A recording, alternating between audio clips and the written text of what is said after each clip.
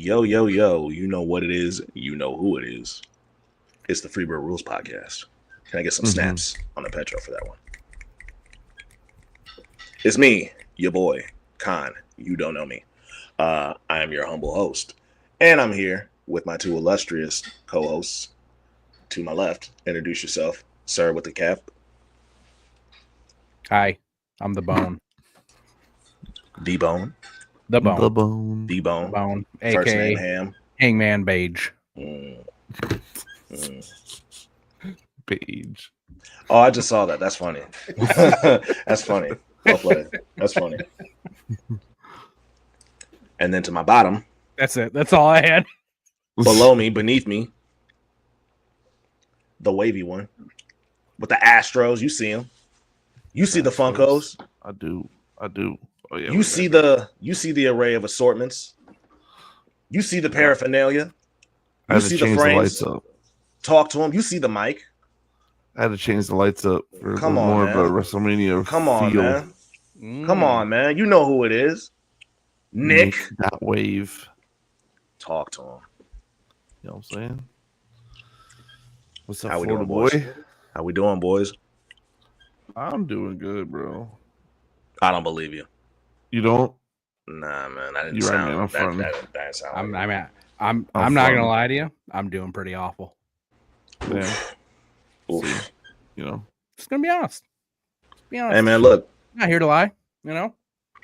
It's a safe Not here to space. That's a safe space. Care to not expound here. on it, damn Bone? I'm not here to say that I feel good to make you people feel better. You know what I mean? Mm. Like, That's true. Well, despite What was feeling that, Nick? awful, we appreciate you being there, bro. It's Yeah. true. We do. I show up. You know. Show up. Show up. Show up and we're gonna try to show out. You know, We're Got a talking lot about on the funk. docket. I'm gonna have to show you guys my wrestling. I'm gonna have to take a picture of my wrestling Funko shelf because I got the Dudley's Funkos over. Did did the you get weekend. those? Yeah, and it is. Oh yeah. I put this thing up, 7 years ago when we moved in here, and I'm like, there's no way I'm ever filling this thing out. I got like 3 spots left. And that thing is. Oh, You need to send me an Oh. updated photo for sure, because as a Funko collector, I fucking love that shelf. yeah. I envy that shelf completely, but also too the it just the fact that it's all wrestling, fucking, it's not just like a bunch of stuff you just threw onto a wrestling thing. It's all wrestling stuff is pretty fucking awesome. Yeah. I definitely need a photo just to keep so we can just talk about it all the time because Yeah. it's just fire. Like a month or two ago, me and Sheila went to, I think it's called the Florida Mall. There's like 3 big malls around here, and she took me to the Florida Mall because I'd never been to that one before. I think it was the Florida Mall where we were like kind of walking through it, and there's a store that I'm pretty sure is like 90%. It sells 90% like Funkos, and then the other 10% is just like Funko adjacent shit. Okay. And it had some Funkos I've never seen before. And then like it had giant Funkos, it had like really, really small, like it just had a bunch. Now I don't collect, but like, just between Nick and Jeff and like a few other people that I know that collect them, I've seen a lot. And they had a whole rack of them that I just never fucking seen before. I forgot what that shit was called, but Yeah. remember back in that mall, I'll let y'all know. Yeah, they're going. Funko's going all out, man. Yeah. They Next got time I'm giant down, I ones, definitely miniature ones, Yeah. pins, keychains, just every little thing you could think of. They make Funko Pop out of now. There's a like a comic book store around here that me and Kat actually just went to recently. I've been a couple times, but she had never been. What's it called? It's called Nova Gateway Comics, I think. Is it's it new? called. It's been around for a little bit, at least like 2 years. But like, there's also one in Woodbridge, and they're connected. Oh shit. But the one in Fredericksburg here, I think it's been here for probably 2 or 3 years. But I've been a couple times and Kat never been, so we just went over there and window shopped a little bit. But I mean, they got 4 big ass shelves full of Funkos, and like I said, you guys that in sync for Funko over the weekend. That's where we were. But Yeah, dude. Next time I'm in Florida, we gotta go check that out. Oh, so I mean, since y'all collect Funkos, y'all think Funkos is going to be one of those things where, like, I mean, if it isn't already, a couple years down the line, like, you know, when people start selling them, they'd make like big fucking money off of them. I think that has already happened, but I also think that we're past that time at this point. I think Funko is their boom period is over. I got you. I still think that they're, you know, going to continue to, you know, make money and all that stuff, but I think like the big like collectible phase of Funkos is kind of done and has been for a while. Okay. A lot of people like to, you know, like compare them to Beanie Babies, but I don't really compare them to Beanie Babies because for one, Funko's been around for way longer already, but now they have so many licenses that you know Beanie Babies did not have and can just make so many more things that I don't in the same realm at all. I got you. Yeah, I like the really like the original ones, like the first little bit, like those are the ones that kind of really sell for a good like pretty penny. Like the comic store we were at a couple days ago, they had a couple of those. Like they had like the original like one, the Boba Fett that they made like, you know, back in, you know, whatever 2005 or whatever. Excuse me, whatever it was. But like anything they're making like right now, like I think they're just making so many. I think the new Beanie Babies is probably Pokemon cards because that shit is going crazy bananas right now. Because I've just started collecting Pokemon cards recently, and that thing is, I mean, that shit is being scalped. I mean, the stuff now coming out now is being scalped. Like where it's like with Funko, it's like stuff that was like 15 years, 20 years ago. Yeah, that stuff is like pretty expensive, but I don't know the stuff that like the Dudley Boys thing that Hammo just bought. You know, I don't know if like in 20 years like that's going to be worth like $1,000 or anything. It might be worth like twice as much as he paid for it, but like yeah, I don't think it's really a big booing period anymore. But like you know, Funkos are probably like $12. Give or take, depending on what you get and where you buy it. And like the original ones, you know, they're going for like 60, 70. So it's like that's kind of your margin of profit, you know. So yeah, I don't think so. I wish it would because I have a ton of them, but you know, but yeah. So two things. First off, Nick, I've been kind of flirting with the idea of starting to collect WWE cards. I got a bunch. I know I'm like seeing so many people getting them, and I'm like, do I really need to get another collecting hobby? Like, especially like I started looking at them, I'm like, damn, they're actually not cheap. They're kind of fucking expensive, bro. Yeah, they're expensive. Yeah. So that's one. But two, as far as like with my Funkos, like I've got I have probably I don't know, like 300 of them, maybe. Shit. You know. Yeah. And the most expensive one that I have, because there's a Funko app. I don't know if you know that, but there's a Funko app. You can put your whole collection in there, and it'll tell you what they are worth, you know, based on what they're selling for. And like the most expensive one I have right now is original Splinter from TMNT. It's from 2013. Yeah, I paid $30 for it, I think, because I bought it after it had been out for a couple years already. It's worth $182 now. There you go.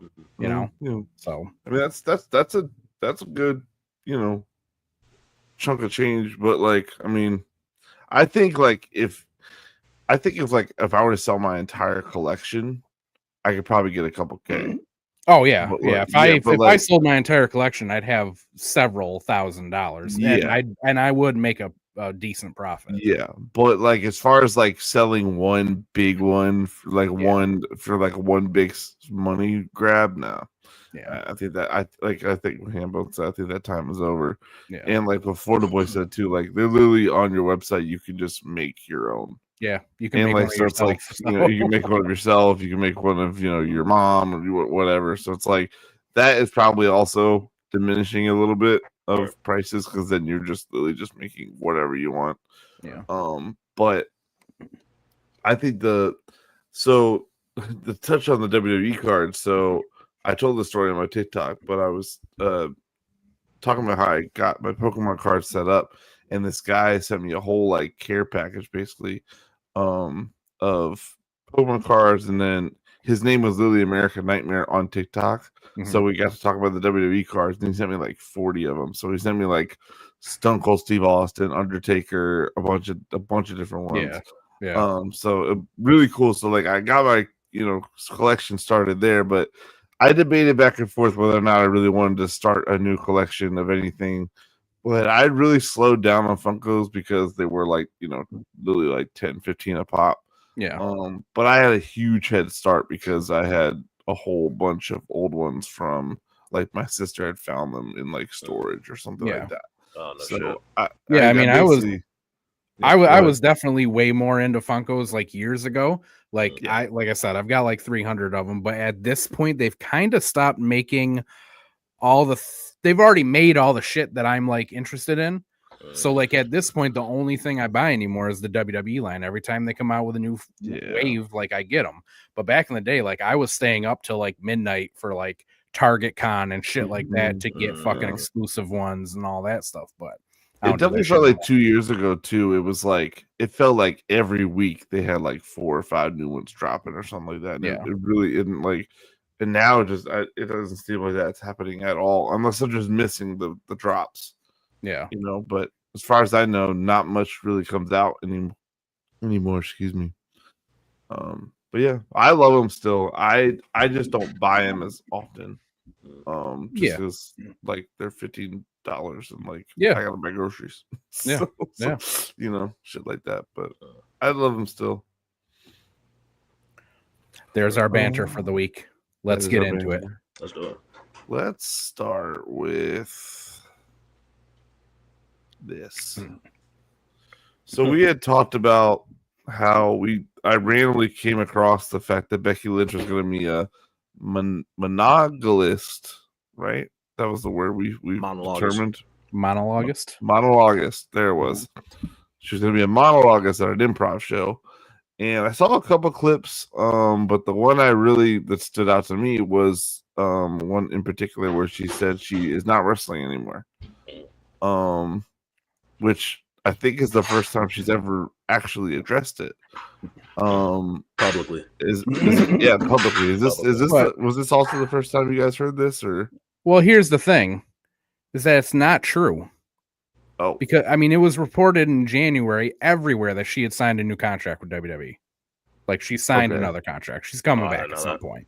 So I feel like this is all just like, I don't know if she's going to come back soon. Maybe this was trying to throw people off, or her saying I'm not wrestling right now just meant literally I'm not wrestling right now, but in a couple months I'll be back. When was this film? I mean, she signed a new contract. So what was this film?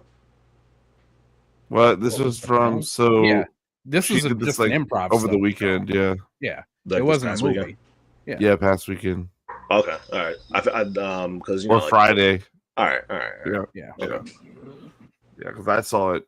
I think probably Saturday morning or something like that. So yeah, because we had shown the flyer for it last week on the show, and then she just did it and then said all this stuff. So, but I mean I hadn't heard much. I don't know if I saw the contract news. Yeah, I didn't know. So this is kind of weird to me for that to be the kind of the first time she said it publicly, because we could have easily just missed that, right. But the fact that we kind of, I think wrestling fans probably caught on to it and was like, whoa, wait. I mean, it worked. Yeah, it did. It worked. Yep. I mean, our group chat makes fun of Becky Lynch because she always comes out there and she's always talking about how she's a hard worker and she's always busting her ass to get where she is. Because every promo is I busted my ass. Like, yeah, we know. You told us that last week. You're a hard worker. We get it, Becky. The joke is, did you know that Becky Lynch works hard? Yeah, because she works hard to get where she is. I don't know if you know that. But she wasn't handed anything like everybody else was. Mm-hmm. She works hard. She worked for everything she got. But so I mean, it's interesting. I mean, it's interesting to see. You know, I don't see her coming back at any point, especially if she's saying stuff like this right now. I mean, like, I don't know. She could just be trying to throw off the scent too. You said what? She could just be trying to throw people off the scent too. I mean, obviously we have the internet, but you know, she could just be trying to just like maintain some form of like I don't want to say doubt, but like, you know, like will she come back? Like it could just be that, you know, people do that too. Yeah. I mean, I think, you know, Becky definitely had been overexposed, right?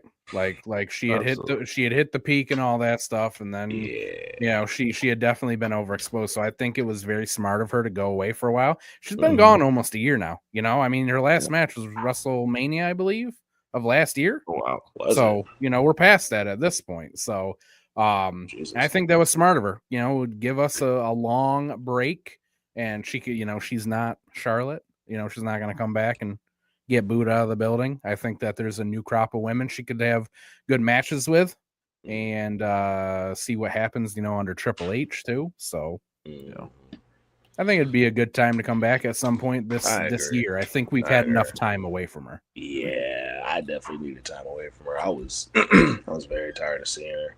Yeah, I was very tired of it. So if she comes back, then it'll be good. It'll be good to have her back. I'd be down. I'd be down for that. Speaking of going away for a while, finally. Get me hip. What's going on? He came out on Dynamite and did a whole thing with the Learning Tree about how he's disappointed in them, right. And he's so disappointed, he's so angry at them that he feels like he needs to leave for a while before he does something bad about it. He's actually going on tour with Fozzy, but he is apparently taking a good amount of time off. Okay, but good. Yeah. Listen, if he comes back in like 7-8 months and he goes back to Judas, like that would be you know what I mean? Like he comes right back out to Judas, and it's like, wow. Like the one thing that people are like bringing up about it, because you know, with him going on tour and taking a break and all that, apparently, you know, because he said he was asked in a interview, would you go back to WWE? And he said, yeah, I would, depending on, you know, what the situations and the circumstances were. And apparently his contract with AEW is up in January of 2026. So if he went away for 7-8 months, he'd be gone for the rest of the year, unless Tony is adding, you know, months to his contract for him taking time off or something. But yeah. What do you do if you're Tony Khan? You rebuild. Well, I mean, at the same time, with AEW Jericho. does not need Chris Jericho anymore. That was my next point. Okay. That's just the honest answer. If you want to stay, Chris, great. You want to go back to WWE? Go ahead. We don't need you anymore. Like, we're past that. You know what I mean? And he's done a lot. Thanks for your service. I mean? Yeah, but like, yeah. I mean, you know, I think it would all depend on what Jericho wants to stay in AEW. Yeah. You know what he wants to do, how much he wants, but like, like what's left for him to do there. Yeah. If I'm Tony Khan, I'm not begging this man to come back, and I'm not just paying him whatever he wants just because, you know, he's Jericho. Like, we're good. We're good. And Tony has to believe that too. That's the thing. Tony has to believe that he's good without Jericho. And if he doesn't believe that, then A, that's another issue, and B, you know, that's what's gonna, you know, determine what he does there. But I think I agree with you guys. I think they don't need him. I don't even mean that in like a disrespectful way. It's just like, not at all. Bro, like, there's so much other shit going on that doesn't involve Jericho right now. Like, they'll be fine without him.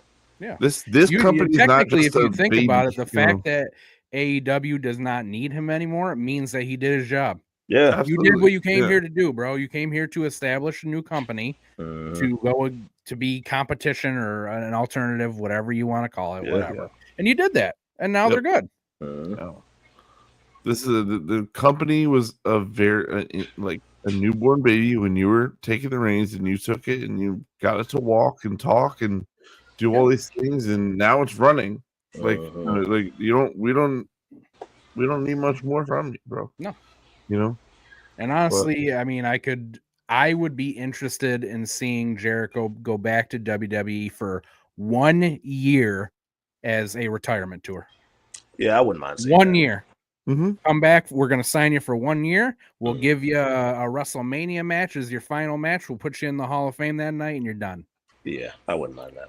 That Judas WWE pop would be insane, though. Do you think he'd come out to Judas for WWE? Yeah. I don't think he would. I don't know. That Jim I don't Johnson, think he would. No. Jericho has theme said on one several of the most occasions. iconic themes in WWE. Yeah, and that number one, right? Like for sure, you know what I mean. But like number two, it kind of contradicts number one, but like that alone, like I think Jericho just kind of knows, like, hey, that the break the walls is what you come out to coming back to WWE. But Jericho has said on several occasions, like when it comes to certain, like if you want to call them like gimmicks or errors in his career, he don't like to go back to something. Like once he's done with it, he's done with it. So although Judas was a really cool non-WWE thing that he has, I truthfully he could, right? Because like I don't want to say nothing can happen, because ever since Ed showed up in AEW, I'm done saying that will never happen in wrestling, right? Yeah. I'd be very surprised if we rolling with the scenario that Jericho will go back to WWE. I'd be very fucking shocked if he didn't come out to break the walls. And not only if he didn't come out to break the walls, but if he came out to Judas. That would be nuts to me. I would think if he came back, I would bet that he comes back to break the walls down as a babyface, and at some point in his year, however long he's there, he turns heel and then he uses Judas. Okay. That I can see. Yeah, that I can see for sure. That I can see. Yeah. Sheesh. But we don't know. We don't know what's going to happen. He might stay with AEW, so we'll see. But I'm happy to get some time away from him. Yeah. Give us a little bit of a break. That's the best story in AEW of all time, in my opinion. Yeah.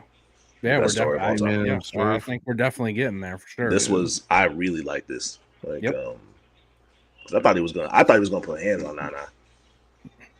These last 2 weeks of this storyline have been so extremely simple, but impactful and powerful, and just moving this story forward in a way that I didn't think it was going. Yeah, and it's really fucking interesting. I really like this again. Just like last week, it wasn't a lot. Just all Swerve said last week was "I know," and that was very enough. Little.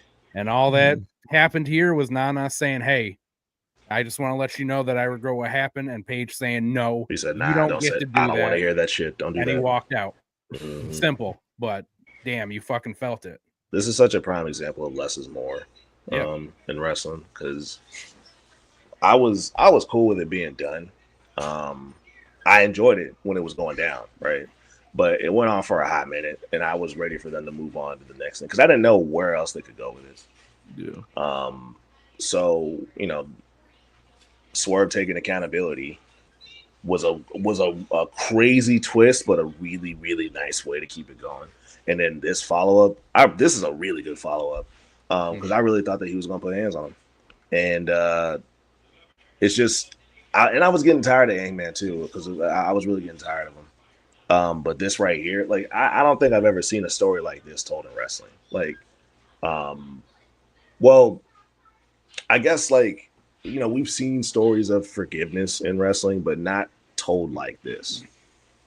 And AEW seems to be I don't think they've ever gotten it wrong when it came to this feud. I don't think they've ever gotten it wrong. No, whoever's in charge of this story is very needs more work. Whoever's writing this story here needs to be writing some other. This shit is deep. Too. Yeah, this is really good. This shit is deep. I definitely thought that all we were gonna get with Hangman and Swerve was like they're gonna fight forever, right? They're gonna feud, and then they're gonna go their separate ways, and then a year they're gonna come back. They're gonna feud again, and then they're gonna go their separate ways, and it's just gonna be them for the rest of their career doing that over and over. I did not think that we were going to get like a Swerve redemption Hangman, possibly forgiving him storyline. Did not see that as part of it. Yeah, no. This is very like the ride that this storyline has taken us on has been one hell of a journey already, and then as they're progressing the story more and more, you can already feel like we're at the top of the roller coaster again, and we don't know what's coming after we drop, and that's what's I think is really like cool about this, is that that's saying something too with what we've already gotten out of this feud. Because you kind of felt like, oh man, they already went as far as they could. They brought us up as high as they could bring us with this, with all the crazy shit that they did. Yeah. And now they're doing it again in a completely different way, though. I mean, you burn a house down and you fucking lose all the blood in your body, and what more can you really do? That's why these guys get paid the big bucks. For me, and I'm only making the comparison just based off of what we all just said. This is like AEW's version of the Bloodline story. When it didn't start to get kind of tiring, because it would just be like, it went on for so long, and just when you thought like, all right, there's nothing else they can do with this story, they would add a whole nother layer to it that would make the story interesting all over again. And that's what this feud's been doing for the past year or 2 at least. At least for 2 at least. So AEW has been good the past couple weeks. I know that all three of us they've been cooking. They've been all three of us were real cold on AEW for a while. They've been going in cold for a while, but the past 3 weeks, a month, maybe, everything's been really good. Yep. And for us to be praising a storyline from AEW when they don't get been a while since we did that for storylines, is really something as well, which shows that the company's kind of moving towards a different direction, I feel, which is good. Damn. Oh boy. Yeah. Well, Khan's just getting more and more proof that what I said is going to happen every week. Man. Yeah. Khan, I don't know about Hambone, but I'm holding you to it that if this happens, the week we come back, I'm not saying a word until you do. We're just going to put up a picture. I'm just going to throw an image up of them and Paul, of Seth and Paul, and we're just going to be like, "What's up, Khan?" And then you're just going to have to start. I mean, I don't know what else to do. Man. That's just, man. It's what it's going to have to be. First of all, very pretentious of Seth to tell him you owe me a favor when it's like, you set that whole thing up. That's what I thought too. You set it up. Like, what do you mean? You set it up. I didn't just stomp your head, but so now you owe me. Yeah. What? Right. That's crazy. Like the audacity. Yeah. Right. It's gonna be pretty funny if Paul genuinely feels like, yeah, I owe him a favor. Like, no, you don't. No, you don't, bro. No, you don't. Yeah. But that's what I mean. This is even because the whole promo, even before this, I was like, okay, this is all just so when the swerve happens, they can come out and say, yeah, we did all that on purpose just to throw you off. And then especially when they did this part, I was like, this is just so the night after fucking Seth and Paul can come out and say, yeah, we planned it all. So, yep. Now, this could be, and I just thought of this. Some fuckery could happen at WrestleMania in terms of this, right? Mm-hmm. Or things can go just fine at WrestleMania, and some fuck shit could probably go down the Raw after. You know what I mean? It's true. There's a chance. You know what I mean? That just popped into my head. Because the Raw after Mania, typically, not these last few years, but typically the Raw after Mania gets pretty fucking nuts. Mm-hmm. So I don't know. We'll see. And for show purposes, we will not be on at all during WrestleMania weekend at all. Absolutely. Not Saturday, not Sunday, not Monday. The only two things I am doing is sitting on my couch and watching WrestleMania. Yeah. I'm sure you guys are doing that. We can talk a little bit later about it, but I just want to make that clear that we will not be anywhere near a microphone those 3 days, at least for me, because I just want to watch. I just want to be. I don't want to discuss anything until the weekend after when I come and say stuff with you guys. But like, I just want to soak it all in. I don't want to interrupt it because we had talked about. I think like maybe we would do like something before night 2, but I was like, man, it's just that ain't happening. Nah, let's just watch it all. You got this fucked up, youngin. Yeah, watch it all. Watch the Raw after Mania, and then we'll come back the weekend after. Regular schedule programming. And I don't want to talk to y'all. Nah, not y'all. I mean, like the fan. I don't want to talk to people. You people out there watching. I don't want to talk to y'all. Yeah, no, when that's know him. I took the Monday after off, so I can sit up the whole night and watch the fucking night 2. I'm not. Luckily, WrestleMania is Easter. WrestleMania is Easter, so my company was already going to take the day after Easter off anyway. That's hot. That's hot. That works. That worked out for me. So. I might do that too for real. Not a bad idea. Do it. Yeah, because I don't know how late this shit's going to go either. We'll talk about it later. But I mean, do we have anything else in here? It is the last one. Oh no, there's one more thing. This was fucking dope. All right, I was gonna say the same thing. This is my favorite Jey Uso promo ever. Yeah, it was very different. Usually Jey is up here, he's hyped, he's happy, and this wasn't that. He was very low. He was very calm. It was very much just like, I'm gonna fuck you up after last week. I'm telling you that I'm gonna fuck you up now. And it was very different from Jey, and now I'm more interested in this match. Khan, I don't think you feel the same. It looks like the scowl. It was his best promo, right? And I do like that he told him, "Yo, at WrestleMania, you're gonna see a different person." I like that part, right? But and it's just a personal thing, right? I'm not gonna say it was bad. I'm not gonna say it was bad. It's a personal thing. Yeah. It's a big disconnect for him to come out and talk to Gunther after that shit. Yeah. A major disconnect for me. I was raised the way that my folks raised me was if somebody put hands on you, you hit them back, and if somebody put hands on your sibling, you most definitely better hit them back, right? There is no conversation when something like that happens to your sibling. Like, you attack them. My mom was really big on that. So seeing Gunther do what he did and Jey come out and talk to him totally brought me out of it. But I did like that he said that the reaction you deserve is coming at Mania. I was like, okay, all right, I'm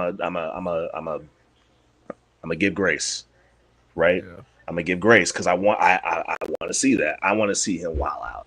But him coming out and just talking, I was like, nah, man, that's nah. You gotta hit him. You hate that in general though, Con, because you say that a lot about Cody too.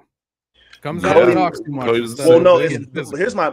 It's a little bit different with Cody because what annoys me is that it's like it's when the big dogs do it to him, right? Because he don't got no problem putting his hands on somebody like KO. Sure. But like when like John Cena is talking to you crazy, or The Rock is talking to you nuts, right? Yeah. And you don't put hands on him. You don't Well, when Cody told Rock, "Go fuck yourself," I was like, okay, that worked for me, right? Yeah. Maybe you didn't put hands on him, right? Because he was saying some crazy shit to him. Sell your soul, and then had a belt with like nuts, right? A crisp "go fuck yourself." I'm good with that. You didn't hit him. I'm cool with that. But you can't let that slide. You know what I mean? Like shit like that, like just blatant disrespect. You cannot let that slide, bro. And when someone lets that slide, that shit just gets under my skin. Con, let me ask you. So if if Gunther doesn't do that, what he did to Jimmy the week before, do you think we ever see this promo from Jay like this? Nah, because yeah, okay. Jay, we only got this promo from Jay because that Gunther gave it that push by doing what he did to Jimmy. Right. I think that if the ass whooping was lighter than that, right? Like no blood, just probably like choked him out and some shit like that. Okay, yeah. Maybe we would have probably gotten like a little something, but I don't think Jay would have given it up like this because like that was some graphic shit. You know what I mean? Like that's a version of wrestling in WWE that we don't see often. Yeah. No, especially not just on a Raw. Especially just on a Raw in the era that we're on now too. Right. The era that we're in now with Raw, like that's damn near unseen and unheard of. Mm-hmm. So yeah, like you got to if you're not gonna hit them, you got to give it up like this. Yeah. But me personally, like I said, I'm not gonna say it was bad, right? Because there was nothing wrong with it. It was just on a personal level, just a disconnect for me with all the talking. That's a preference for you, yeah. But I do like that he did tell him it's coming at Mania. Like what you deserve is coming at Mania. I did like that. Part of me agrees with you. Like I do wish like we saw a little more action. Yeah, because like, something, I mean, I think I was pretty much taught the same thing with my parents. It's like someone beats up on your sibling, especially when they're a lot bigger than your sibling, you got to go crazy on that person, right? Yeah, there's no talk. I agree with that. I agree with that a little bit.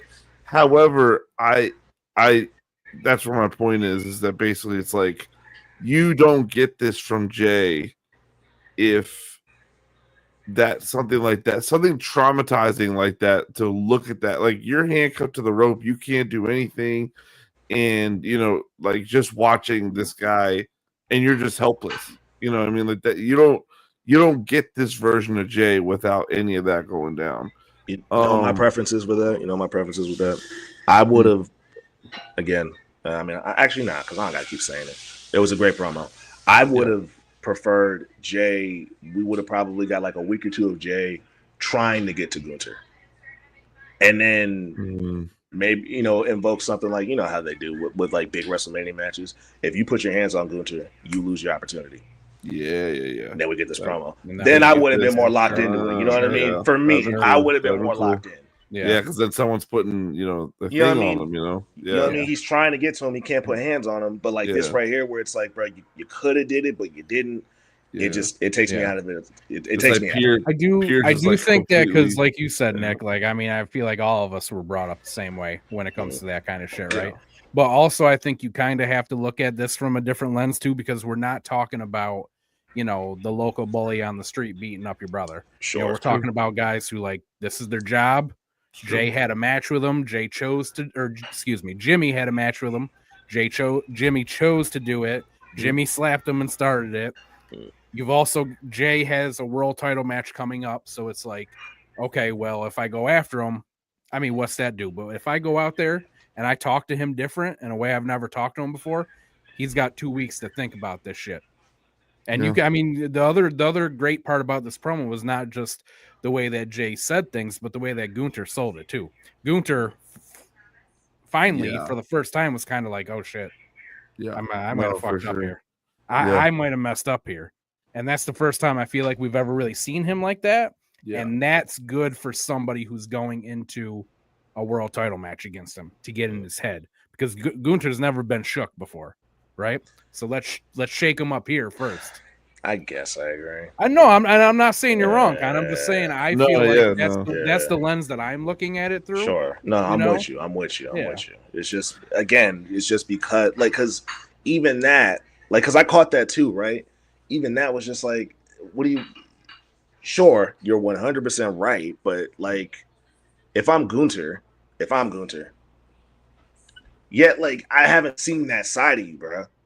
So, like, you saying that, it's not really doing nothing for me because I haven't seen that side of you. Sure. Yeah, sure. If the next week or two I come to work and you just come out the cut through the crowd, wherever, and beat my ass, right? Mm-hmm. And I get away from you, or you're about to really fuck me up, and I get away from you, right? Now I'm shook. Like, all right, Yeah. now I'm worried. Now I'm a little worried when I come into work. And you tell me that shit, hey, bro, I believe you at that point because you tried to kill me twice. No, I think that what you said would have been a better way to do it, Con.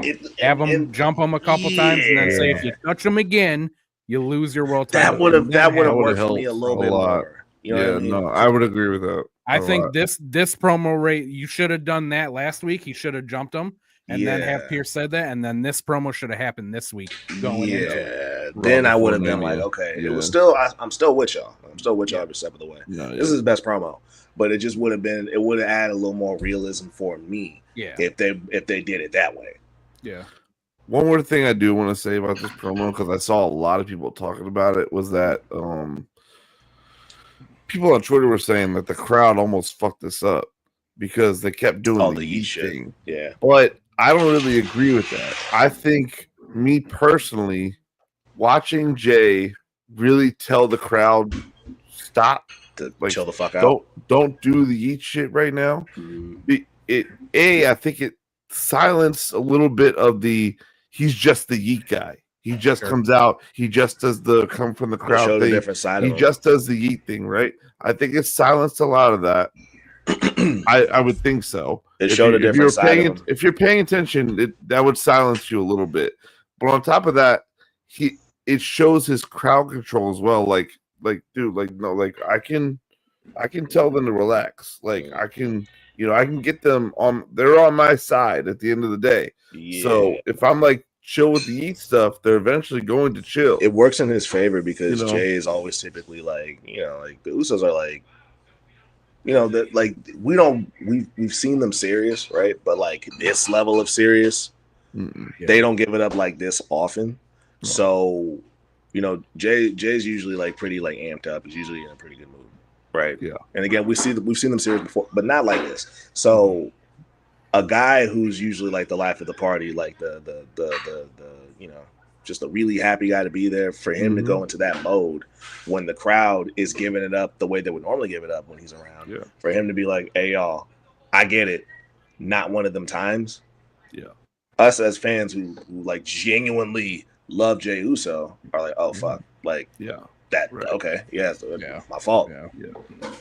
Yeah, for the crowd to literally beat, because at first they were doing like he'd say something, yeet, he'd say something else, yeet, and then he's like, no, we're not doing that. Yeah, this is for real. Yeah, and then everyone didn't. I was like, oh, like we're not doing the participation thing right now. Like this is for real. Like he's upset. He just watched his brother get beaten to a pulp. Like this is serious. Like I genuinely think the initial excitement of the crowd and then the crowd being shut down by him helped this promo a lot. Oh, most definitely. Yeah. I think it added the dimension of this being. I don't think it fucked it up, is what most people are saying. No. And that's what I'm saying. Like, I don't think it fucked it up. I think it added dimension and feeling and intensity to what Jay was doing.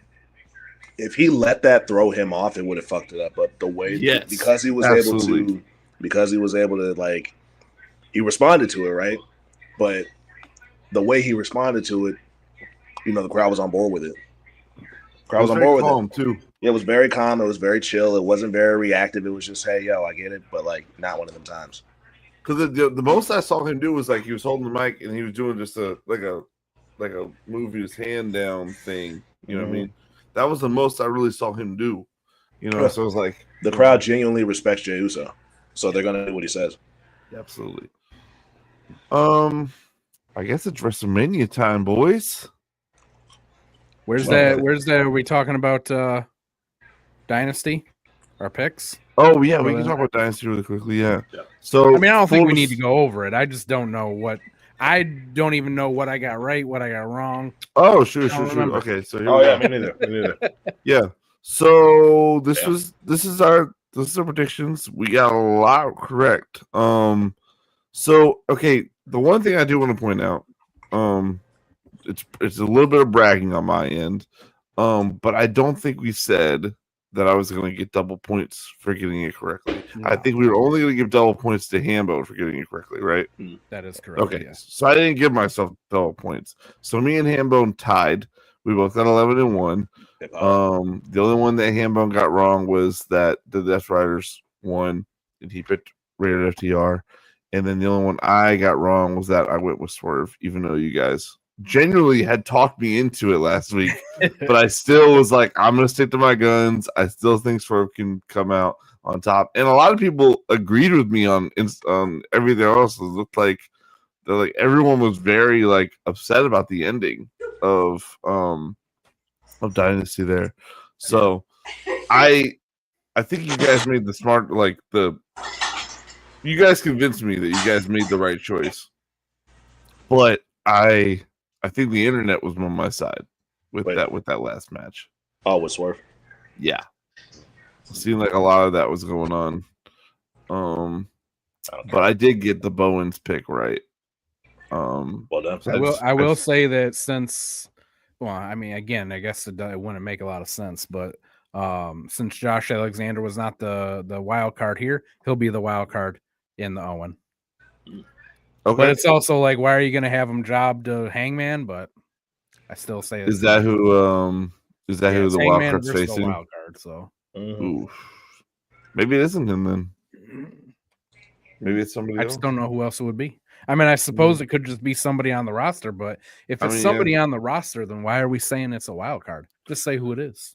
Right. Well, because I think they want it to be some sort of weird surprise. Maybe it's like somebody that they don't want, like storyline wise, they don't want Hangman to know who it's going to be.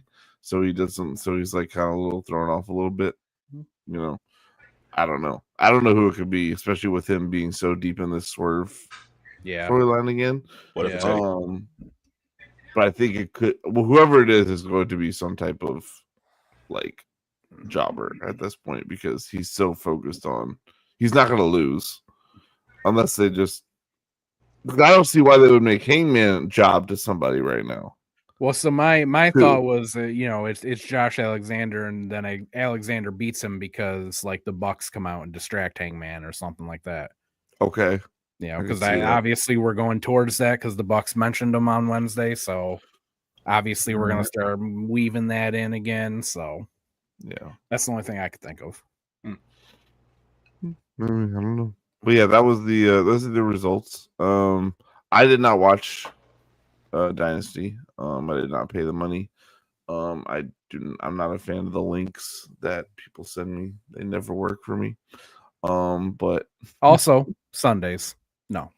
Sundays are bad. Except for WrestleMania Sunday because I do have the Monday off. So that works and out. And it's on Peacock's $5. So Peacock is $5 instead of $50. Yo, speaking of that, side quest real quick. What do we think happens when WWE's contract with Peacock is up in 2025? Because I'm gonna tell you something right now, WWE Papa H, if you're watching, if you think that I'm gonna start paying $50 for your pay-per-views after 10 years of Peacock and WWE Network and paying $5 for them, ain't happening, bro. Because you got me trained, so you better throw those shits on Netflix. It's Netflix. I think it's. I genuinely think it's 1,000% the Netflix. Yeah, it's not. I ain't watching. It's gonna be that. I think because they've already internationally have everything on Netflix. So like literally, even WrestleMania, I think will be on Netflix internationally. All right. So I think eventually in the United States, when all these contracts are said and done, like maybe like by 2027, everything WWE related will be on Netflix. Like no more cable, no more CW, no more USA. It's gonna be all Netflix. If that's the case, then why did they even do that with CW with NXT and SmackDown in the first place? Why ship them out to other companies? Everything came up at the same time. Yeah, but I think those deals came first, and I think they wanted to. I want to say the USA deal probably came first with SmackDown. I want to say that was the first one they announced, which means I think USA was very determined not to lose WWE at all. And when Fox dropped SmackDown they said USA was like, we'll take it, and Yeah. and then they were like, all right, Raw can really be kind of sold to whoever we can get it to, and then when they decided to go Netflix and everything all the success they've had with Netflix, I think WWE is really inclined to move into the streaming route, and Netflix. I think they took a big risk going to Netflix because everything before this on Netflix has really not been good. Yeah, and they honestly, my just got their shit together. My stream quality for Raw fucking sucks. Really? I don't know about y'all. I haven't any problems. Sucks for me every single week. The first couple of weeks it was pretty fucky, but it's been pretty decent as of late. I mean, I don't have like a lot of buffering or like nothing like that, but the picture quality not good. Interesting. But maybe that's a me thing. Maybe that's a my internet thing. Yeah, I haven't had any trouble. The first couple things that happened live on Netflix, the first ones I really remember were I think Chris Rock did a stand-up special, and that thing was really iffy. And then the Tyson fight was really bad. And then the NFL did a football game live, like maybe like the month before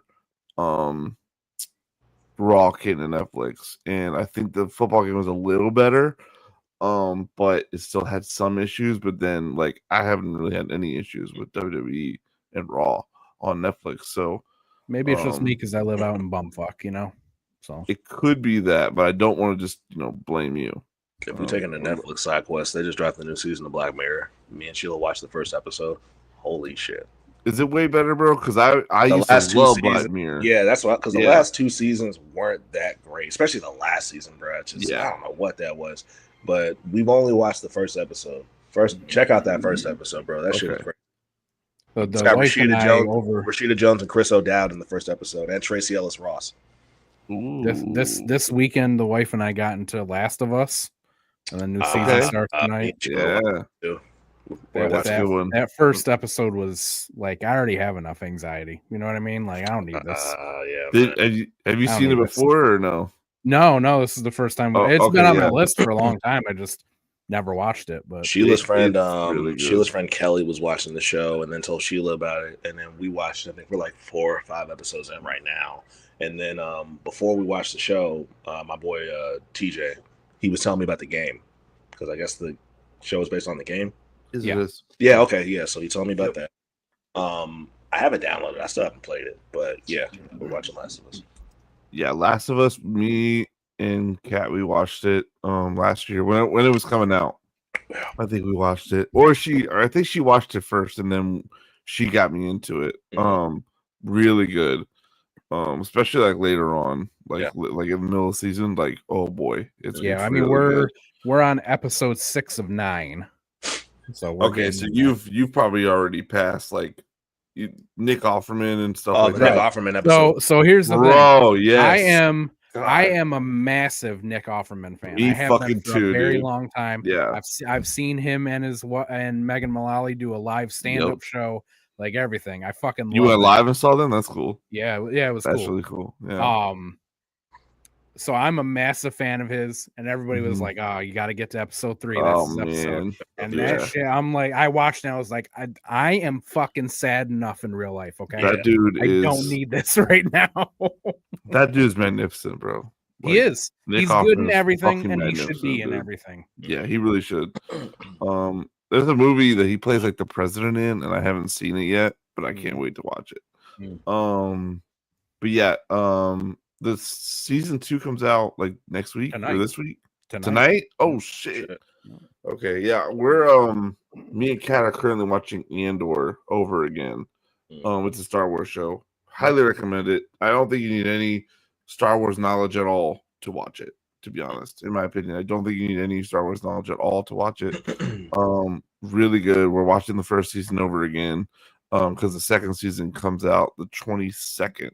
So we're in Andor, and then we're gonna go right into Last of Us to catch up on that. Sheila and I are watching. Right now, we're watching House of Cards. Watching that. Is that good? That's pretty good. Pretty If good. you guys want a quick, fun series to watch, last week we watched an entire series in a day because they're only half-hour episodes, but there's a show on Amazon on Prime called The Bondsman with Kevin Bacon. Ooh. He plays a bondsman who dies, and he gets brought back to life to be a bounty hunter for the devil. It's a pretty interesting, fun show, and it's like 8 episodes. They're only half-hour. We banged it out in an afternoon, and we really, really liked it. Yeah. You seen Severance yet? What's that? No, dude. There's no, I haven't, but my dad keeps telling me to watch it. Gotta watch Severance. Me and Sheila watching that too. Gotta watch Severance. There's a whole list of we just got Apple TV Plus, or the whole Apple One Plus thing. Bro. So we got Apple TV, we got the arcade, we got music, all that thing. And so like I need to watch Ted Lasso, I need to watch The Morning Show, I need to watch Severance. You need to watch The Morning Show is crazy. You need to watch Shrinking. Shrinking is that on there too? That's on Apple TV. Okay. Probably one of my favorite shows of the past 5 years. Is hilarious. That what's that? Jason damn, what's his name? I can't think of his name. Not Bateman. No, the guy that was in all the Seth Rogen movies. Oh, Jason Segel. Yeah, Jason Segel. And Will Ferrell, right? Will Ferrell is not in it, but Harrison Ford is in it. Harrison Ford. Yeah. Oh, and shit. he plays a therapist whose wife has recently died. And he has like a teen daughter, and it's that him, like, he's really, really fucked up over it, but yet he's a therapist. So he's just, but it's really funny. It's really sad, but it's also extremely fucking funny. But Jason Segel's funny as fuck. Yeah. Yeah, he's good too. He probably wrote that show. I do think that he is involved. I'm gonna watch the Seth Rogen show, the studio joint. Me and Sheila gonna start that. I've heard nothing but good things about that too. Yeah. What is that on? I haven't even heard of that. Apple TV. That's Apple TV too. Is it? Oh, okay. Yeah, they're going crazy. Yeah, Apple TV's ever since they've launched, they've been going crazy. Because the morning show was like day one. Morning show's fine. Yeah. There's also a show called like The Newsroom or something. It's I think it's Jeff Daniels.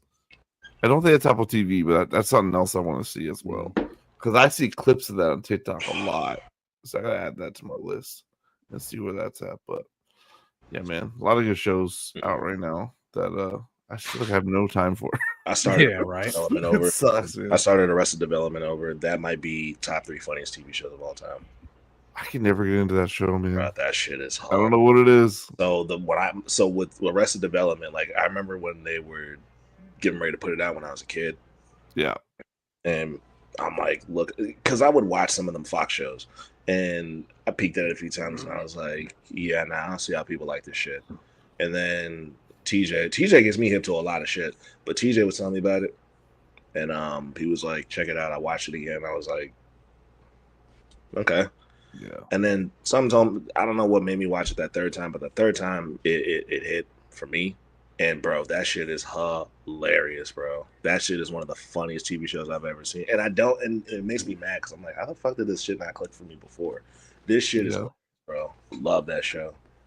That's how I felt about Walking Dead when Kat got me into it, because my parents used to watch Walking Dead when it came out, like every night, every Sunday, like whatever it was that like they would watch it, and they would try to get me to watch it, and I wasn't into zombies. I did not like zombies at all. And so I'm like, no, I'm good. And then when she got me to watch it, I fucking fell in love with it. And I'm like, damn, it's like 15 years of like, I could have just been a huge fan of the show. Right. My thing about Walking Dead is like, because I've watched them before, it's like, I don't dislike the show at all, but for some reason, like whenever I fall off with the show, I don't get back to it. Yeah, because I'm on my second like watch right now. I think I'm on like season 3, season 4 maybe, and like I haven't picked it back up. But yeah, I need to, because I never finished it. They just released they got like 3 different shows out now, 3 different spinoffs. Oh yeah, they just released a spinoff for the second season of the Negan show that's Big out. Bad I can't show. believe they're still milking that shit, bro. Yeah, bro. God It's damn. so good. It's all good though. It's all amazing. It's not like it That's doesn't. good, though. That's it good. doesn't feel like they're milking it, bro. It's all good. If it's all fire, then absolutely. There's a Rick and Michonne show it's pretty good. I don't think it's up to par as everything else. There's a Daryl show. There's a Daryl show. It's really good. Daryl's really good. I loved the Negan show. I was not too big into the Rick and Michonne show, but it's really good. It is still good. It's just there's a lot of going on. There's lots going on. But that's not my favorite of the bunch. But Daryl is really good. But yeah. Whew. All right. Well, that was a side quest. Hell of a side quest. Side quests do go, bro. Side quests go. Let's get into our favorite time of the year. As wrestling fans go. Well, and before we get into this, let's talk about what we were talking about in the group chat. Yes. Let's.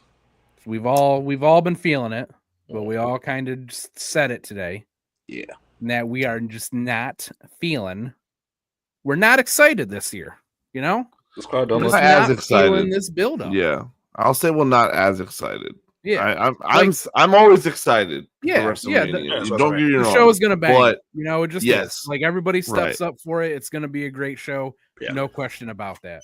But it does really feel like they put thought into like the top 4 or 5 matches, really, and the rest have just kind of been slapped together, thrown out in the past month. It does Yes. not feel like there was a lot of planning for a lot of things that are going on right now. Yeah. Khan had introduced that into the discussions, and I was like, I thought it was me, like I was tripping because I haven't watched a lot of SmackDown. I probably said it on this pod before, but like I stopped paying for live TV, and that's really the only way you can watch SmackDown right now. And that's the only thing I watch live that isn't football, and football's off TV right now. So I'm not going to pay $80 a month for SmackDown. I'm not going to do it. But so I thought maybe I'm just missing a lot because I'm watching only half of the show, but not really. No, it's like really. it's all just on paper. It's just really weird. If I could be 100% honest with you, I only watch SmackDown for whatever's going on with Cody and John Cena, and if Cena's not there, I really know ain't nothing really gonna jump off. So you're not really missing much with SmackDown. Yeah. If I'm being totally honest, you're really not missing. Well, that's good. I feel better about that. I really thought that I was just being biased because I was there last, year, and maybe feeling that, just having that bias of being there, having it be my first and probably only WrestleMania and all that stuff, thinking that I was biased, but it definitely, because it's not even just us. Like I've seen a lot of people on social media saying a lot of the same stuff. But then when you guys said it, I was like, yeah, all right, it's not just me then. But this year does not feel like last year. Yeah, this card just don't look that crazy. Aside from the main event matches, there's like 3 matches on night 1 that I'll definitely tune in for. For night 2, maybe 2 matches. I don't know, but like, I'm sure the matches are gonna go crazy. Yeah, but like story wise, you know what I mean? Like WrestleMania is usually where like we get to the climax of like all the stories that have been going on the last couple months. Yeah. And the 2 biggest stories going on right now is Cody and Cena, and all this shit with Punk and Seth and Roman and Paul. But like past that, yeah, it's just like why are Bailey and Lyra going for the women's tag team titles? Like, why are we watching? Why is Lyra not defending the IC title? AJ and Logan Paul, like it just feels like Hambone said, like they really, really, really, put a lot of stock in like 2 matches. And then, was just like, all right, well, let's just kind of just put these other ones together just for the sake of the show. Like, AJ and Logan Paul, I'm sure is going to cook, but like, yeah. I will say too, like New Day and the Viking Raiders. Yeah, I don't watch when they wrestle on Raw. You know what I mean? Yeah. I will say I think there's a lot of chances for a lot of really cool moments, like really big moments, and I think they're gonna have to capitalize on like 80% of those, in order for this to really like make a lot of sense. Because right now it just seems like a lot of this stuff is kind of filler. Hmm. Not, like it's just like, I'm we trying got to 2 avoid nights calling to it that, but fill. yeah. It's like, we got 2 nights, and it's like we have to, scrum together 13 matches is what it looks like, Yeah. Let's just go right into like what they got going on, and then we can, decipher a little more. Sure. Tiffany Stratton versus Charlotte Flair for the 1 second. Which title is this? This is the WWE Women's Championship. Mm-hmm. Hambone, what say you, my friend? I'm going with Tiffany on this one. I mean, I really do feel like this one's 50-50. Because WWE just loves giving everything to Charlotte. And that's all well and good. I feel like the best thing to do is to have Tiffany go over. So that is what I am going with. I mean, kind of saying the same thing. I think the best route here is I think the best thing you could do for any woman on this roster is to have them beat Charlotte Flair for the title they already have at WrestleMania. So, and if you're, going to put a lot of stock behind Tiffany, which I think the fans have, I think the company has, I think it's the best thing you do for them. But like Hambone said, there's always a 10, 15, 20% chance that they do go the Charlotte route, and they just keep padding their numbers. I think it's a strong possibility that it's Tiffany, and that is my pick. I think Charlotte gonna win. Oh shit! It's not that I want her to win. I really don't have a dog in this race, even though I am a Charlotte fan. But I think they're gonna pad their numbers on this one. Like I said, the chances are never zero when Charlotte's there, bro. Yeah, it's never like she's not gonna win. It's never like that. And I wouldn't be mad if there's she a beat belt Tiffany. on the line. I wouldn't be mad if she beat Tiffany, especially personally. when there's a title on the line. But yeah, I think they're gonna pad their numbers on this one. I can see it. I can really see it. I wouldn't have a problem with it. I really wouldn't have a problem with it. You wouldn't have a problem with it? Not really. Like, if Tiffany wins, that it's good for Tiffany. If Charlotte wins, it's good for Charlotte because will this be 16 if she wins? That's a question. I don't know. What number is she on right now? I'm pretty sure this is 15. 15. Yeah, okay. If she wins. Okay. Yeah. So yeah, I mean, there's something to gain from that. There's something to gain from either side. So yeah, but yeah, I'm going Charlotte. Okay. We're already not agreeing, boys.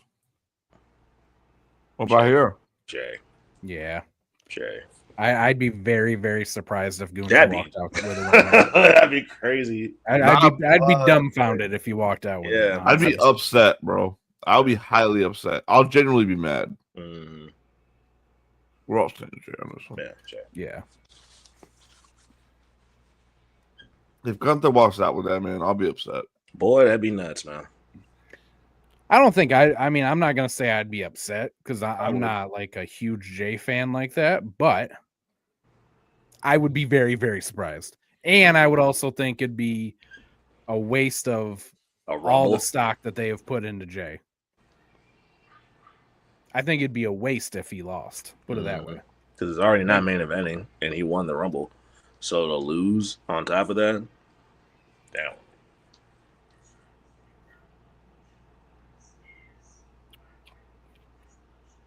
Jade versus Naomi. I just want to say too, this is probably one of my favorite feuds going into WrestleMania. Yeah, and it's all because of Naomi right now. Yeah, she is doing some great character work, man. Even though that first promo was amazing, this last one was good. Like, even just the visual, she had like all the razors in her hair and shit. Like, she's doing like a lot of the heavy lifting in this feud. She's killing it. I'm gonna go with Jade though. I think she has to get the revenge in it. Yeah. I think that Jade wins, but I think Naomi probably, I don't know. Naomi may probably. I don't think that we're gonna stop seeing Naomi past this match. I think she'll pop up later at some point. I think Jade's going to win this, but Naomi's going to come out better for it. That's what I'm thinking too. That's what I think. Mm-hmm. I don't think this is the end of this either. No. I think Jade's gonna win this, but Naomi's gonna get like even more like upset of it or whatever you want to call it. Yeah. Whatever the emotion is, it's like she's gonna get more of that. And we'll probably see this again, maybe a Backlash, maybe like a little more like with some sort of stipulation, like no holds barred or something crazy like that. You know what I'm saying? Like that. That'll probably what ends up going down. If Bianca doesn't win later, I could see her getting involved too. Yeah, I see Naomi costing her the match. Because I personally, I mean, I don't want to get ahead of ourselves, but I don't see Bianca winning that match. I don't think so. If Bianca doesn't win that match and Bianca inserts herself back into this, then I can see the three of them going at it at Backlash too. I like that too. Yeah, and then that could be really like, kendo sticks, tables, ladders, chairs, whatever you want to do. Yeah, like that could really be something there. Sure would. Yeah, I like that. But I agree with you guys. I think Jade has this one for sure. I think that's what keeps this going. I think Jade wins. Naomi gets more frustrated. Bianca inserts herself. Triple threat at Backlash. I would love that. New Day. Yeah, New Day. Yeah. The War Raiders reign has been awful. I don't really think that's their fault. I don't think the tag division has not been given a lot of attention. Not a lot of love. Since Triple H took over, to be honest with you. None of these guys, like they keep trying to give all of them a little bit more character, but they're just not doing it enough to really get it over, It's not connected. I think they've kind of fumbled the New Day's heel turn. Started off amazing with the whole the Big E shit, and it's just gone nowhere. But I think the natural progression to that heel turn is them winning the tag titles again. So. Yeah. What number is this for them if they win? I don't 12, know. I think. Well, I think it's like 12. I honestly don't know. Yeah. I'm certain it's in the double digits. Yeah. I'm also saying New Day. Same reason. I don't see, just to increase the level of heat on New Day. You give them titles, and then you give them I would like for them to find like a real feud for them. That isn't just somebody whoever's holding the titles. I would like to see them, really. Maybe it's Street Profits or something, but I don't know. What if Big E came out and helped them win, and he turned heel and did become their manager after? That'd be a big twist to get the heel heat back on. I would love that because we wanted that. I wouldn't be into that. No. Only because, like, the last time we saw them together, they were, like, shitting on him. So to go from that and then, like, no further interaction past that to, I'm on board with y'all now. For me, I'm just like, Coming out of the blue, I can see that. Because how do you go from, how do you go from, it's your fault that, it's all on you to, oh, no, I'm on board now. And I think he could just. I'm sure there was obviously conversations like about that, but like if we gonna roll with that, for me to be, to be locked into a story like that, like I would like to see that, I think the easy way to do it is just he comes out with him the next night and goes, you know what, you were right. It's my fault. It's my fault that we fell off as a team, and I've had time to think about it. And I'm not going to do that anymore. And if that means that I got to do this kind of thing, and we have to change our ways for us to get the New Day back on top, then I'm going to do it. I'm not saying that that's a really compelling, interesting way to do it. I'm just saying that's an easy way to do it. I think if you come out of the blue with Big E helping them, and you have a really good explanation as to why it happens the next night on the Raw, or maybe even a SmackDown if you want to keep people waiting for it. Because that would shock people, I think. It's like, why the fuck is Big E helping them after all that shit, right? And then he comes out like on Raw and it's like, and does exactly what Heyman said, said that, or, it's just like, or like they've been talking behind the scenes, the whole time, and they really patched it up, and they they really see eye to eye again and whatever. I don't know. It could be something like that. But any sort of real good explanation of it, I think could just be like, all right, here we are. You know. Not really my cup of tea, but like, hey, I'm not mad at it. Yeah, I would like to see the three of them together. So, listen, I am an LA Knight fan and supporter for many, many years, and with saying that, you better give this title to Jacob Fatu. Yeah. Yeah, I personally don't care about the United States Championship. If I'm being honest, I don't care about it. WWE. I mean, do we care about any titles other than the world titles? Because WWE doesn't make us care about the titles. I care about the Intercontinental Championship more than I care about the U.S. Championship. I can't even think of who the Intercontinental Champion is right now. Not even Braun Breaker. Yeah. Oh yeah. Yeah. He sure is. Yeah. Yeah, I care about that more than the U.S. Championship. But so, I mean, it goes to Jacob. I hope he makes me care about it. But like, yeah, I think Jacob can make it interesting again. I hope so. Con, what makes you care about a title? The matches, how the wrestlers treated. I think Gunther did a really good job of that. Stakes, yeah. Like especially after the Gunther reign, like it just feels a lot more higher stakes with the Intercontinental Championship. Braun Breaker has kind of like had it, then lost it, then had it. But I'm a fan of either one long reign or like a bunch of reigns stacked together, because either way, I think that's things like that make good, like things like that make championships more important to me. The United States Championship, like the LA Knight run, the Shinsuke Nakamura run. Who had it before Shinsuke? LA Knight. LA had it. Yeah. He won it from LA. LA won it from Logan Paul. One major reason for me with the United States Championship is I haven't really seen too many crazy matches for it.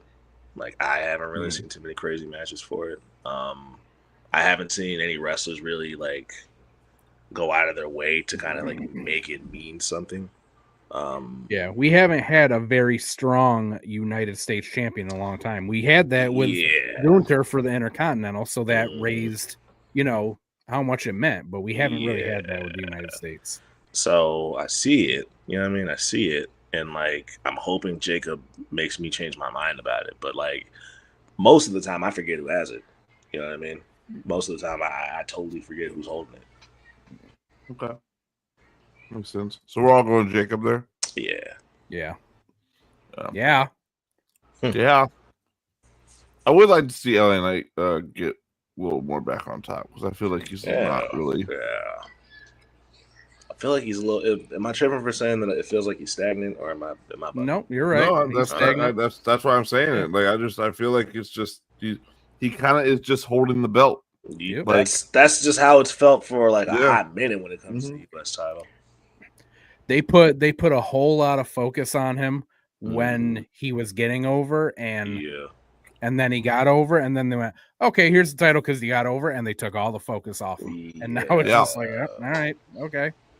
It was just there was no plan after he wasn't an underdog anymore. You know, that's something that I've said on the show before about like AEW. Like they have a very big, like they know how to tell a story when someone's about to get a title, but as soon as they get a title, they can't do it. And it seems like that happened here with LA Knight. It's like the whole story was, everybody loves him, everybody wants him to do something, and once they do something with him, they don't know what to do after that. It's like the whole story was to get him the title, and now that he has the title, now what?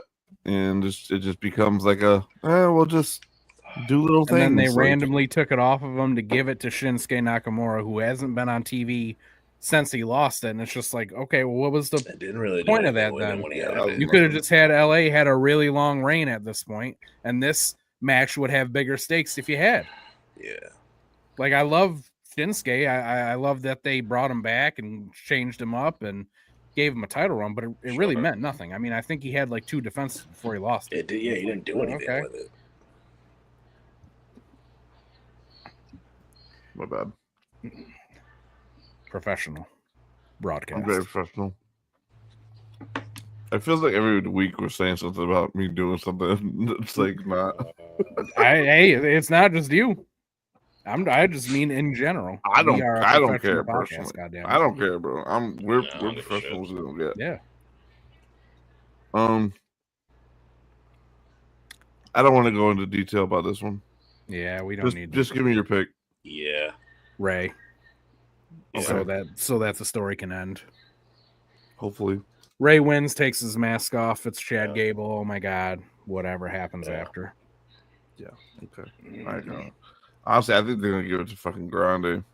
I wouldn't be shocked.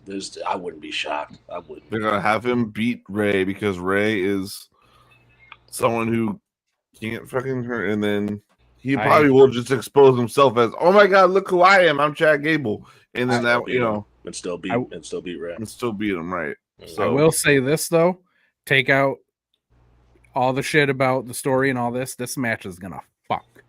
Okay, it is gonna fuck. This has match of the night quality potential for me. Yeah. I just don't like this shit, bro. The shit with I don't like it either. That shit with JBL, it's like that's the reason why this is bullshit. Yeah. Well, to be fair, this is how he gave it up when he was doing his feud with Eddie Guerrero. Sure. Yeah. He did do that. I'm not justifying it. I'm not a sympathizer, right? I'm not that. But if that was him doing some in-character shit, we remember him going to the border in that one segment. You know what I mean? Yeah. We remember that. So it's just like, okay. Yeah. I think we're in such a different, like, it's a different time. It's a different time now. Yeah. That it just hits different. So yeah. Right. All right. I'm over it. Main event night 1. Rollins. Yeah, I'm going Seth. I'm saying Rollins. Going Seth. Seth has he's been treated like such a third wheel this whole feud. He's 100% the third wheel here. He's been treated like such a third wheel in this feud. You almost kind of forget he's involved. At certain when all three of them are in the ring, we're so locked in on Roman and Punk, you kind of forget Seth is there. And it's that reason alone that kind of adds validity to Hambone's theory, where it's just like you're not gonna see it coming because you weren't thinking about him. Mm-hmm. We're all wrapped up in who's Paul gonna choose, Roman or Punk. Mm-hmm. Not gonna see the twist at the end, which is neither. I agree with you guys. I think it's Seth. Same thing we've been saying. Just now he owes him a favor, so. I mean, I think the favor is going to be whatever he has to do to help Seth win is going to be that for that. But I do think it's interesting. We're all saying Seth, right? I do think it's interesting because I think there's I'm gonna say so. I think it's interesting because I feel like Seth is such a third wheel in this match, and I feel like this next match is kind of the same thing. Yep. Because it seems like Io is the third wheel in this match too. Yep. Because we're so focused on Rhea and Bianca, but I think she's going to win this one too. Yep, I agree. Io wins because Rhea and Bianca are not going to stop going after each other, and Io's going to take advantage of it. Con, what do you say about this one? I think Io's going to win too. Yeah. Just every segment. Every segment is the same shit. Well, I'm not. Io doesn't. Okay, nah. Everything I said about Seth, I'm gonna say it applies to Io too. And Bianca and Rhea are treating her like an afterthought because they've been bickering with each other, and they've been kind of just like totally ignoring Io. And then Io keeps coming out and just being like, her energy is very much like, I'm fucking here too. Yeah. Literally pushing her to the side, physically pushing her to the side. Yeah, mushing her. And I think that they're going to let their whole, whatever is going on between the two of them is going to be the reason why Io wins. Mm-hmm. Yeah. Literally that, and like, again, not to go back, but like the parallels between these two is insane because Seth's going to do the same thing. He's going to let the issues between Roman and Punk and over Paul, he's going to let that shit figure itself out. And, and let those two like kill each other, and then Seth's gonna go pick up the pieces, bro. I mean, I same think with Io. there's similarities, but I think they're both going to be handled differently because I think for sure. Yeah, I think that, like you said, like Seth is just kind of gonna sit back and kind of let it happen, right? Because he already sees the major chess piece in that whole feud is Paul. Yeah. He's the major chess piece in that. Yeah, right. And then when you look at the women, Io wants to be involved.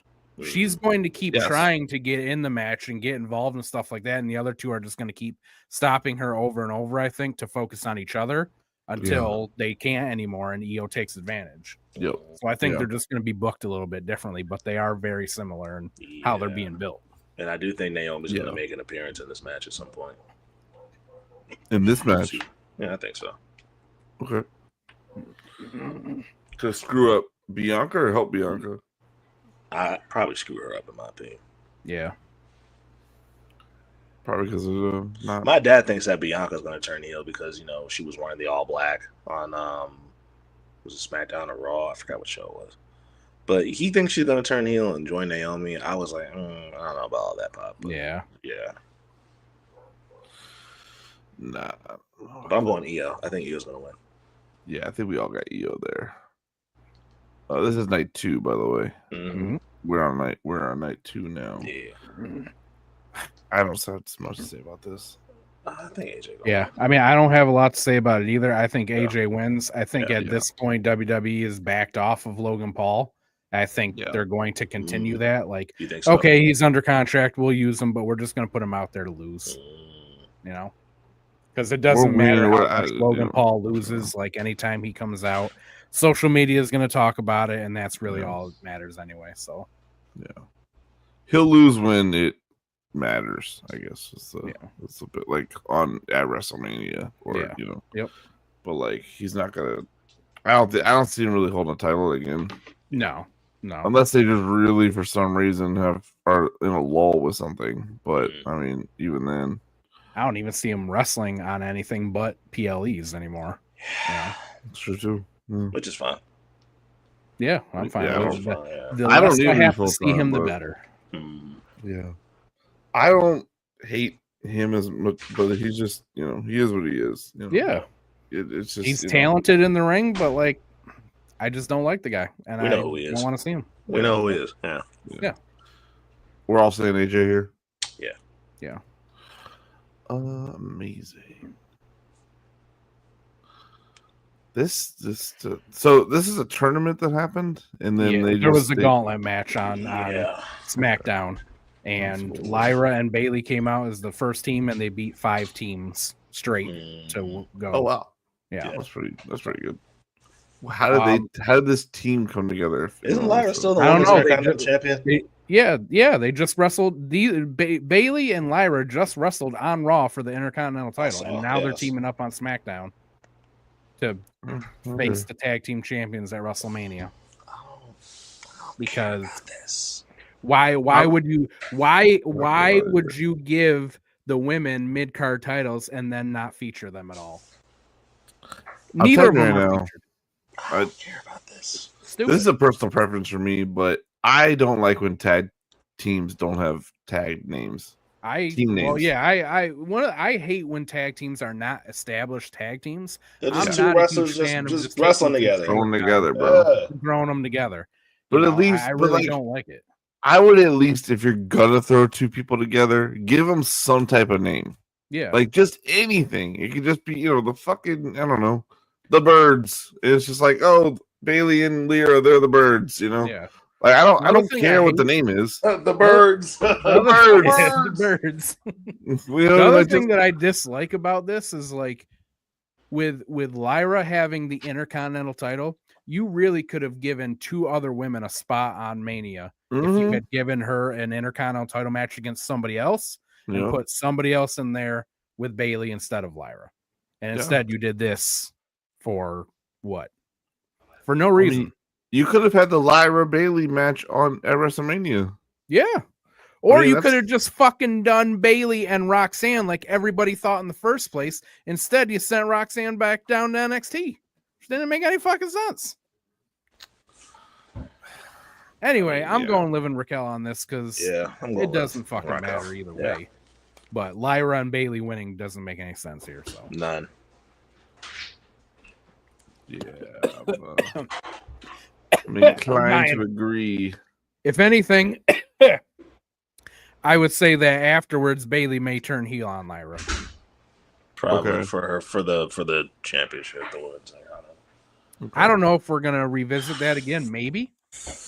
I don't know if Bailey's gonna like beat her for it. I could see Bailey beating her for it, but I do think that that's like, if you don't do that, okay, where is this going after? Right. You got to do something with both of them after.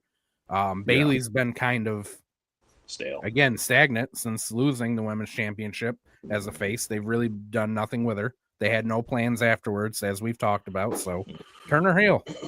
Yeah, might as well. Yeah, I don't have a lot to say about this feud because it just seemed like the most thrown together thing. Yeah, I don't care. I'm actually a little excited about this one. I am too. I think this one's gonna go. Yeah, I'm going Dirty Dom. Are you? Dirty Dom for the win, baby. That's where I'm going. I think it's time. I think that Dom has proven himself. You know what I mean?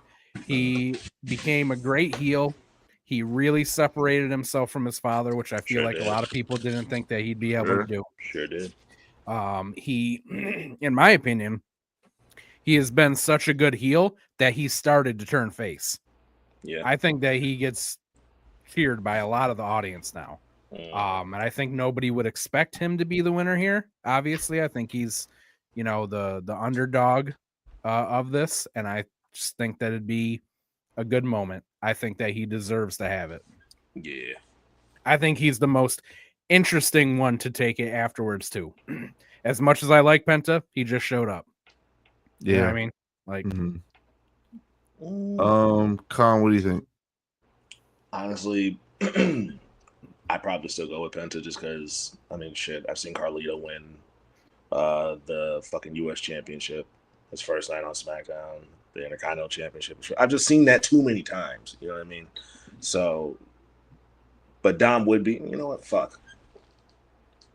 Because Finn ain't winning shit. You know what? I'm going to go with Dom because they've already been showing this divide between Finn and Dom for a while. Yeah. And that would add to it. So I'm going to rock with Dom too. Okay.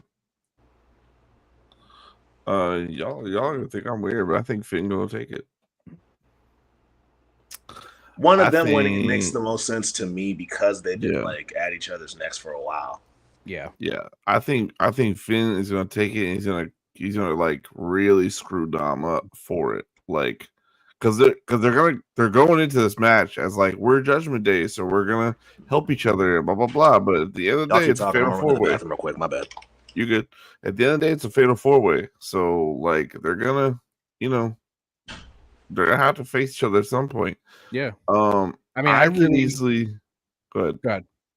I could easily see this being a situation where like Finn like really screws Dom up. Like maybe even to the point where like he quote unquote injures Dom and then Dom's out for a little bit and then Finn holds this IC title for a while, but he leaves Judgment Day, he does all that stuff, and then Dom comes back and maybe like gets a SummerSlam time. It's Dom and Finn in like a very heated like feud there. And then that's when Dom takes it. I could easily because I could also see like a situation too where like the whole night, the whole match, they're teasing that Dom's gonna win it. Like Dom is like he's dodging Braun. He hasn't like Braun can't get anything done on him. Penta really can't do much to Dom either. Dom's looking like he's figured it out. Like he's ready, he's good to go. But then Finn just hits him with something and like it like he tears something, whatever it is. Like they do some sort of weird injury with him and he ends up really screwing Dom out of this whole thing. And so that way when Dom does make a reappearance, that it's very heated. Because see, I want to see it the other way. I want Dom to be the underdog the entire time. I want every time that he tries to get in, somebody stops him. I want nobody to think he's going to win. I want him to sneak a win somehow. And then I want to see like a 6-month reign from him of just he wins every single match, but it's just by the skin of his teeth somehow. I very much want to see like an Eddie Guerrero type of thing with him where he like cheats to win in some like clever way and he barely wins every single time, but he has like this dominant long reign with it. I think that'd be really entertaining. I think the build up that I described, not saying there's anything wrong with what you just said. But I think the build up that I described, I think if you put him in because I don't think Dom's ever really been in, besides with his dad, I don't think he's ever really been in a real feud like that was but it's I mean the way that you said it too would be a good one too, because like I said, if you did that, like I said, I feel like Dom has been such a good heel that he started to get cheers. And if you did that and you take him out and he comes back in a couple months, he's going to get a massive face reaction. Right. And it's going to be very, very reminiscent of Eddie Guerrero. Mm-hmm. So I think that'd be really a sick way to do it. And then he goes and beats his old friend, and then he does exactly what you just said, but after SummerSlam or something like that, until about maybe like Elimination Chamber, or even he loses at WrestleMania next year, Yeah. But I could, like, if Dom holds the title, he has to hold it for a while. Yeah, I do agree with that. But yeah, I could see Finn winning this and this being really heated. I don't know what Finn does in the meantime, but like with him being a heel, like him just holding it and just beating up on people for 2-3 months could be fine with me. Yeah. I mean, that's totally fine with me. Well, I mean, the other thing too that we're probably not thinking of too, I don't know why this just popped in my head, but what if JD McDonough comes back, helps Finn win this, Dom gets taken out, and then all we see for the next couple months is Finn like being an asshole to Liv and Raquel about, oh well, Dom's gone, JD's back, we don't need anybody else, we're fine. You know what I mean? My old buddy is back, so we're good now. Right. Because JD was on Chris Van Vliet's podcast probably a month ago. Yeah. And he said that he was probably only a month or so away from being cleared. So, okay. There you go. That could be it. Mm-hmm. Yeah, so you guys are going Dom, and I'm going Finn. But honestly, like, Dom winning would be... I'd cheer for Dom. If that happened, for sure. Yeah. I've become a big Dom fan. I can't even lie. Oh, yeah, for sure. Priest. I'm saying Priest too. I really don't know why, but that's what I'm saying. I think Priest needs a win more here. Again, another guy lost that title, got real stagnant, hasn't really done anything since. He needs a win. Drew gets jobbed out a lot, and he always is fine afterwards. You know what I mean? Yeah. So there's no reason for Drew to win here, in my opinion. I still think you want to. I feel like Drew's just been around. I don't know. I don't know what it is. There's a level. There's a differences in levels that I think of Damian and Drew, and for some reason, Drew has like this like. He's not Seth Rollins untouchable, but like for me, like Drew win or lose is gonna be Drew. Does that make sense? Like I don't like but Damian's like he's still like if he loses, it's like like they're losing. It's like the company's losing. Drew's done it all at this point. Right. Yeah, it's like but if Damian loses, it's like the company's losing stock in him. But if Drew loses, it's just because Drew loses. I mean, that's in the same boat as Randy Orton at this point, where it's like he has literally done it all. He's made a Mania. Yeah. He's won the world title. He's won the WWE title. He beat Brock Lesnar. He's done everything there is to do with it. Right. Yeah. So it's just like Priest, in my opinion, still needs a win, no matter what win it is, especially a win at WrestleMania, more than Drew does. Yeah, and that's why I say Priest wins. Priest still needs that thing that really gets the fans behind him. That happened naturally for Drew. It has not happened yet for Damian. I don't know that this is what it is, but Yeah, I don't know either. I still think that they're going to give him that for that reason, thinking, oh, well, he needs something more than Drew does. I would like to see Priest become a world title holder again. I think Yeah, that I like Damian Priest a lot. I just don't think he's gotten that thing that really connects in a overall type of way, you know. I don't know if he's the person to like let's just look into the future. I don't know if Jay walks away as the world heavyweight champion at WrestleMania. I don't know if Damian's the person that beats Jay down the line, but maybe whoever beats Jay, maybe Damian's the person that beats him. And then Damian holds it for a minute there. I don't know, but I want the person to beat Jay be Sammy because it makes sense. Ooh. And I'm not gonna stop saying Sammy for world heavyweight champion until it fucking happens because he deserves to be world champion. And I think he's got enough of a fan base behind him to really carry that shit. But him and Jay makes sense. Okay. Interesting. Valid. And what we're all focused on. This is the other one that's tough for me to call. A little bit. I'm going to say Cody. Really? But I'm not going to be surprised either way this goes. Why do you say Cody? I honestly don't believe we're gonna see another Cena title win in this last year. Okay. I don't. I think he's just coming back to have that last run. I think we might get a quick turn back to a face after this. So, really, what's the point of him winning if we're not going to continue that? And I just think that there's more. Again, I think I said this, we discussed it before. I think there's more to do with a Cody win than there is a Cena.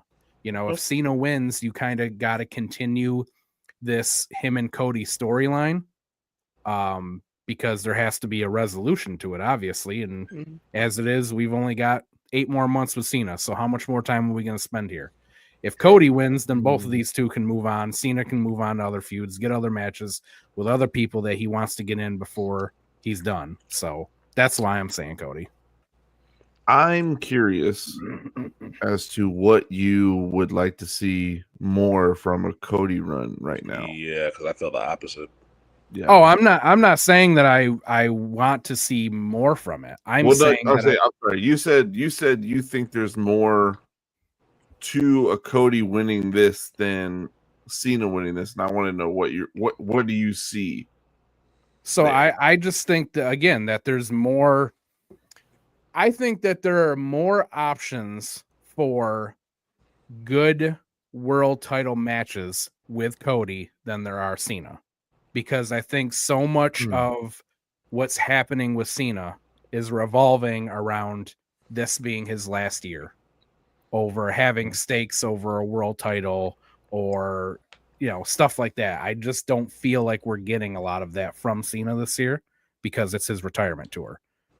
So that's kind of where I'm going with it. And I also think that if Cody wins, whoever beats him is going to be more believable beating Cody than they are going to be believable beating Cena in his last year. Maybe that's a weird way of thinking about it. I don't know. I also kind of think that I'm not saying you're weird. I know. I could also see again. I keep talking about Sammy. I can see Sammy winning the Money in the Bank, and he could go after either Jay or Cody. There's a big decision there. They both make sense. You don't really get that with Cena. So I just think there's more options for Cody than there is Cena. Just because of circumstance, not because of Cody himself. Yeah. I personally don't see that. Yeah, really. It's just I think WWE put themselves into a box a little bit when it became such a big deal for Cody to finish the story that it was going to be really hard to book the ending of Cody's reign as a champion at some point. I think this is a good one. I'm not saying this is the perfect one, but I think it's a really good one. And I think it'll be a really good one that makes a lot of sense. I definitely don't agree with what you said about Cena, Cody having more title reigns. You said something. What? The more to do. You could more to do after the fact. Yeah, I think Cena having. I think anyone facing Cena, whether he has a title or not, is something to see. This right now. And so it's like if he has the title, I think it adds another element to it, especially if he's going to do like open challenges or whatever it is he's going to do. Sure, but again, you have to think of it this way: if Cena beats Cody, he's staying heel, right? So you think a heel Cena is going to come out and give open challenges after the way that he's acted in this feud, the way that he said, "I'm taking this title because I want it, not because I'm a fighting champion or anything anymore." Like if he wins this, then that means that there's no way that this storyline is over. So we get even more of this. You know, that's why I'm thinking that, because I feel like if Cena wins this, then it's just more of this. I think we're already almost halfway through his final year. I don't know if I agree with that either. So here's my thing. I think Cena doesn't care about Cody at all. I think Cena wants. I'm not saying he doesn't, but if Cody loses, you think Cody's just going to be like, "All right, I'm done." Well, here's why I say that. This match to Cena has nothing to do with Cody. So for Cena to even entertain Cody after he takes the title away from him doesn't make sense to me. I think Cena only wants the title. It doesn't matter who's wearing it right now. It just happens to be Cody. So I don't agree that because Cena wins this, that this feud has to continue. Well, you have to take into consideration, because I'm kind of with you on that, but you have to take into consideration Cena may not want to run it back with Cody, but just because Cody was the one who lost it, he may still want to run it back with Cena. Sure, you got to take that into consideration too. I do. I just think Cena, because of the decisions he's made recently, where he's just like, I'm doing whatever I want to do because it's best for business. And if I don't want to fight Cody again, that's what I think is best for business. And I've been in the money and everything that I've brought to WWE. You guys should respect my decision. And I'm talking about like this is like a TV thing he does, or like this is how he genuinely feels. Oh no! Logically, this is Cena's standpoint. I was gonna say, because like if we doing like some wrestling shit and he goes by that, I've never seen that happen. Yeah. I've never seen that happen. Where, because let me say, I'm with you. I think there's more you can do with a Cena world title run than Cody. I'm with you on that. But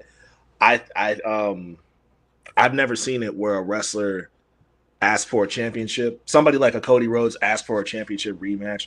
Somebody says no, and then they just leave it where it is. I've never seen that. Cody's not just going to be like, all right. Yeah. Sure, so even if, like for TV purposes, like, even if Cena says, no, you're not getting another one, we've seen wrestling a million times. Cody going to find a way to get that rematch. Yeah. Because I think Roman told him the same shit. No, I can see where that would be, maybe that still continues, but I don't think we necessarily get like we get follow up. Yes, I don't think so. I think maybe like Cena faces some other people, like, and maybe like Survivor Series. Like and it's like, okay, now it's like, fine, Cody, finally, if you they run it back down the line.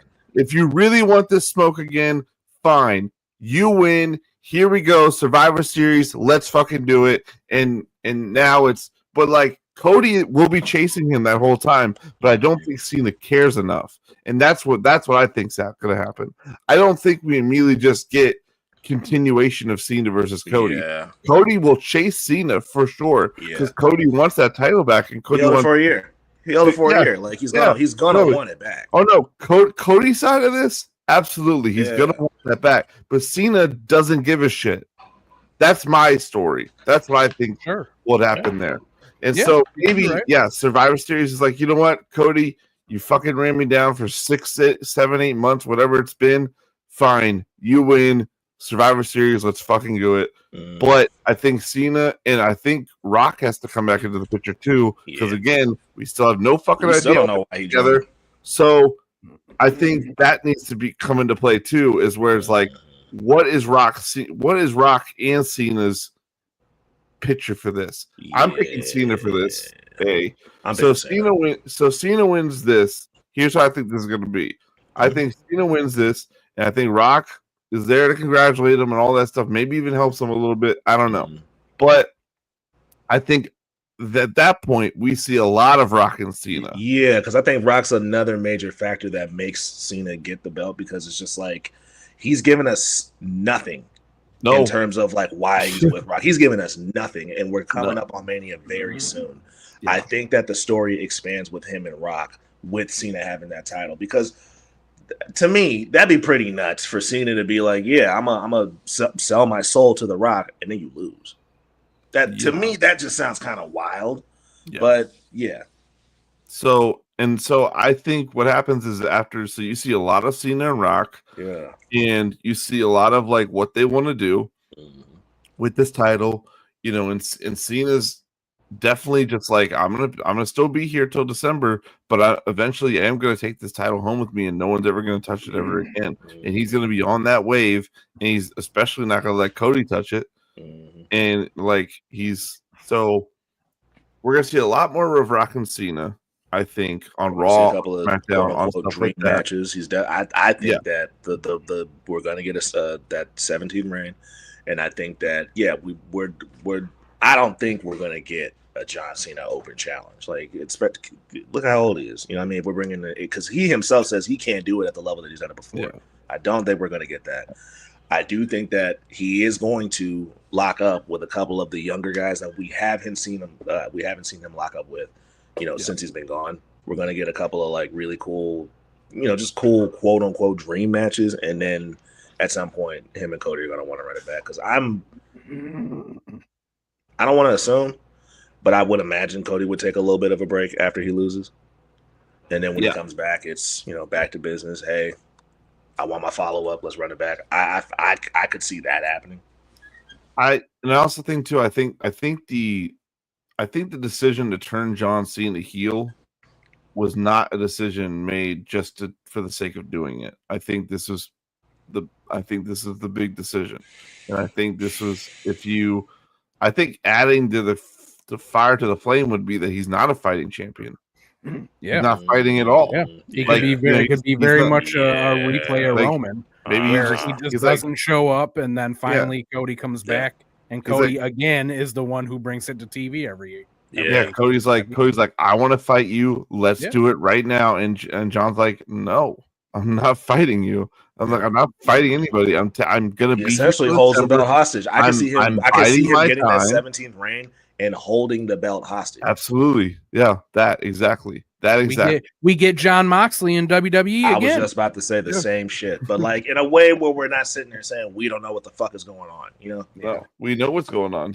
John Cena said, "I'm taking that belt home with me," and I told WWE that I'd be here till December, so that's what's going to happen.